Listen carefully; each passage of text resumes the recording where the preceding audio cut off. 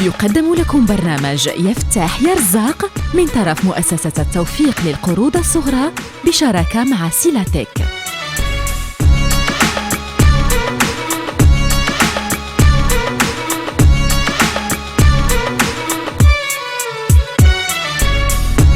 يفتح يا رزاق يا مسهل الأرزاق، افتح يا ربي على الشباب وحل عليهم جميع الأبواب بالرزق والبركة، الدور النعورة والحركة، وكل واحد يأسس مقاولته ويدير العز لصنعته.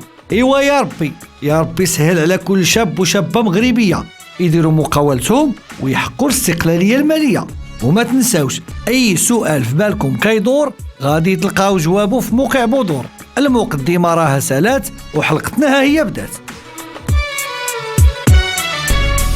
اليوم غادي نتكلموا على الملكية الفكرية. اللي خاصنا نعرفوا هو أن المقاول أو المقاولة إذا كانوا مبدعين واستطاعوا يخترعوا لنا منتوج يمكن لهم يحفظوه في الحين باش كيدخل في إطار الملكية الفكرية ديال مولاها، وأي واحد بغاها خاصو يؤدي عليها واجبها. وهذه الفكرة إذا كانت أصلية كتعود على مولاها بالمنفعة المالية، وتحفيظها كيكون من اختصاص الإدارة المغربية.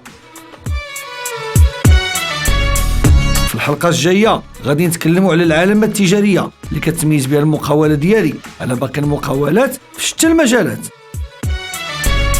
إذن قبل ما نختموا ندوزو للخلاصة.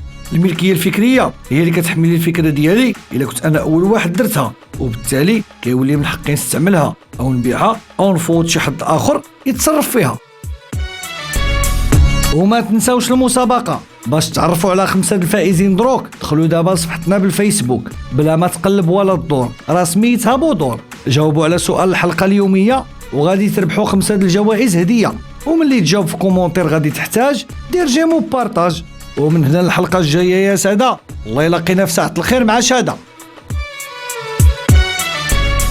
وما تنساوش أي سؤال في بالكم كيدور غادي تلقاو جوابه في موقع بودور.